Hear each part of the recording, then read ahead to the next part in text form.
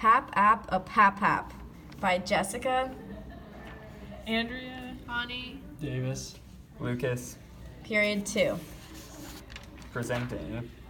So we have Jungian literary criticism, archetypes, and their applications. So who was Carl Jung?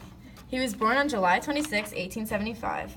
He had a very lonely and isolated childhood, which led to his intense observation of humans. He was an introverted child with a vivid imagination, which is kind of ironic because he coined the term introverted and extroverted. He was the son of a Protestant clergyman, and his mother was emotionally distant with mental health issues, so he had kind of distant parents. He was the founder of analytical psychology. He studied medicine at the University of Basel. After obtaining his medical degree, he upheld an internship where he began to explore the unconscious mind and its complexes, so he then got into psychology. He traveled throughout the world to spread his psychoanalytical theories, and he worked very closely with Sigmund Freud. So Jung's relationship with Freud, they first met in 1906, and they got along really well because they collaborated over their work and had some similar ideas. And their first conversation was said to have lasted 13 hours. And then once they got to know each other a bit more, they toured America together for 3 months and spread their ideas. But when they were on this tour, they began to argue and break apart. So Freud kind of saw the unconscious as holding emotions, while Jung thought there was a deeper unconscious where archetypes resided. And so Jung founded the analytical psychology, and it's also called Jungian psychology, and it was created as a result of his break from Freud, and mainly talked about the thoughts of their collective unconscious, which had the archetypes reside in them, so the different characteristics of people, and all the archetypes are common throughout mankind, and we'll talk about those later. And then he also coined the term self-actualization, which meant internal harmony, and his work led to the development of the personality test, which determined what kind of archetypes people had. And so some of the beliefs of the psychology is that there's a theory of the unconscious, which holds all the thoughts and memories and emotions of people, and there's archetypes that result in characteristics because of those thoughts and memories. And then there's some conflict between how male and females love their parents and stuff, so they talk about that. And then there's the theory of meaningful coincidence, which links events with similar meaning by coincidence, and so it shows that there's synchronicity between the mind and the world of perception. And then he also had psychological development theory, which shows the true potential continues throughout the person's entire life instead of just in their childhood, which is what Freud thought. And so some differences between Freud and Jung. The main differences was what they thought about the unconscious mind, which is that he said that it contained thoughts and memories, and that there was 3 types, the I, the ego, and the superego. But Jung viewed it as that there was many levels to the unconscious, and the 3 main types were ego, personal, and collective. And with dreams, Freud said that dreams disguised their true meaning, and they had mostly sexual context to them, while Jung thought that they just had symbolic imagery of their personal or universal contents. And then the other main topic would be sexuality. So Freud thought that sexuality was a motivating force behind everything, while Jung said that sexuality was potential manifestation of the psychic energy or life force, but it wasn't driving everything. Okay, some more differences between Freud and Jung is motivation. Freud believed that the libido motivates our behavior, and the libido is a sexual desire, whereas Jung believed that a pure energy value called the horm motivates us, and the horm is a vital urge that drives us to achieve. They also differed on focus. Freud focused more on the human brain and body, where Jung focused on man's spirit, which can be seen in his book, The Undiscovered Self.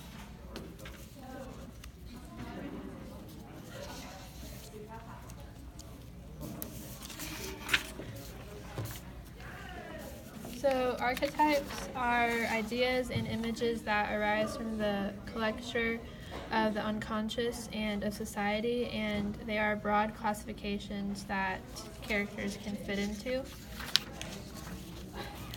So first we have order types, and they include the sage, and for the sage the motto is "the truth will set you free."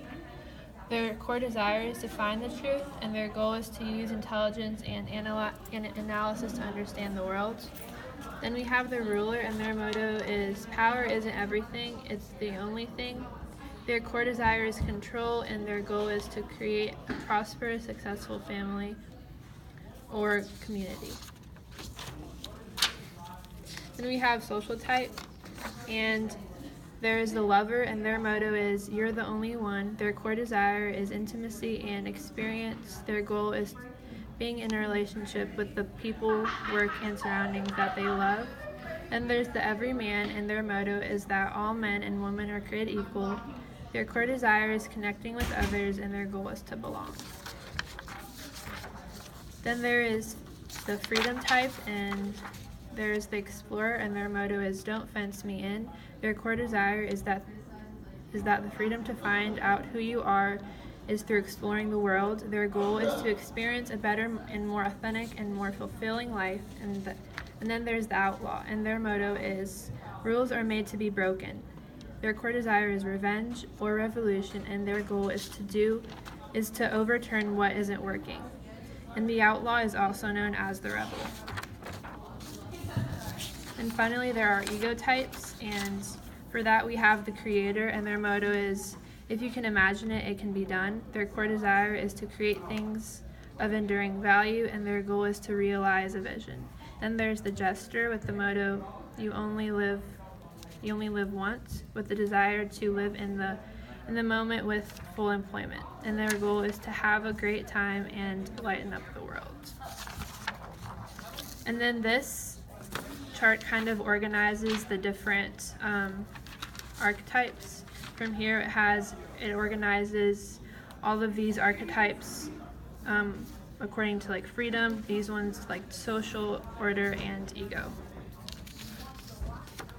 So archetypes are present in literature, and they sort of govern the course of a novel or a story or what have you.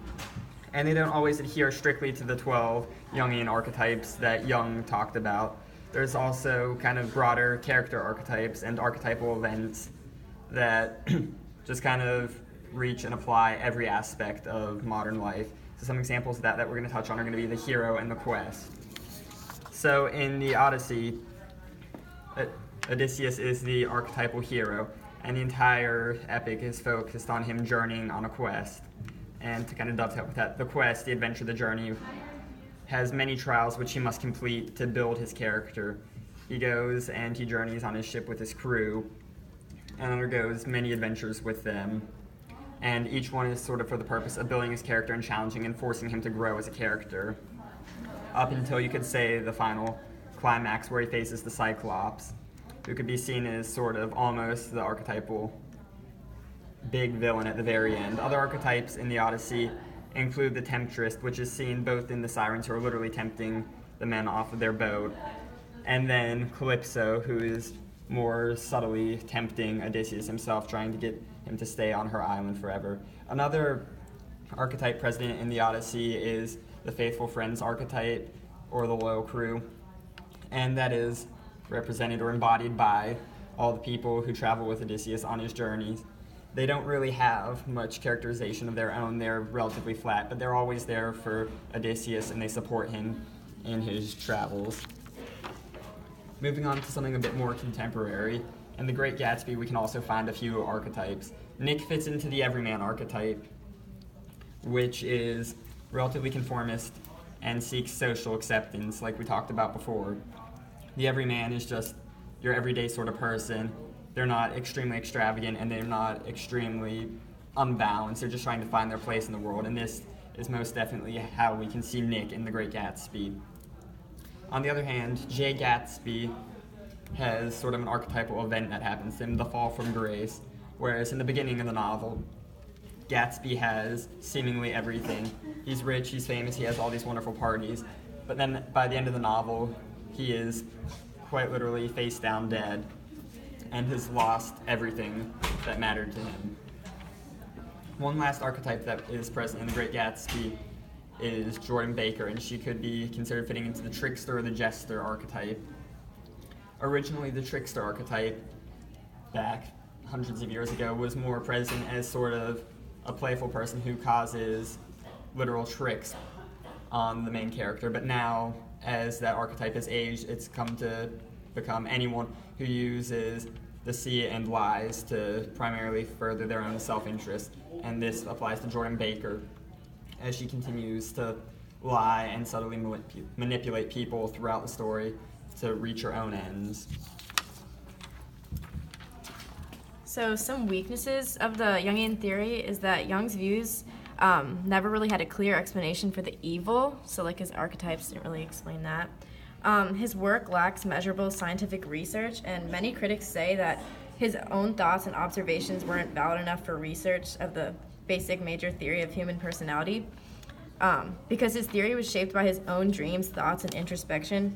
So like it was kind of biased because it was like all what he thought, and he rarely made any predictions. Therefore, he was never really able to prove himself wrong. And these are our citations.